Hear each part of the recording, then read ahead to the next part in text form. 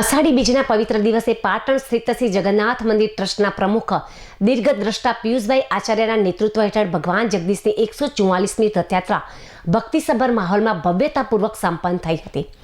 આ વર્ષે રથયાત્રામાં વિવિધ 125 જેટલી અદ્ભુત સાંસ્કૃતિક કૃતિઓની પ્રસ્તુતિ ભારે આકર્ષણ જમાવ્યું હતું.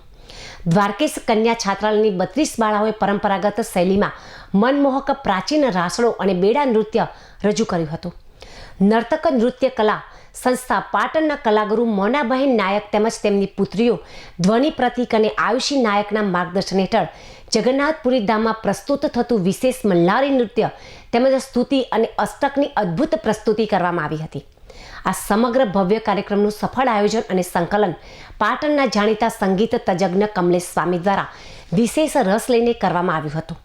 રથયાત્રાને ભવ્ય રીતે સફળ બનાવવા બદલ મંદિર ટ્રસ્ટના પ્રમુખ પિયુષભાઈ આચાર્યએ તમામ કલાકારો, સહયોગીઓ તેમજ કાર્યકર્તાઓનો હૃદયપૂર્વક આભાર વ્યક્ત કર્યો હતો.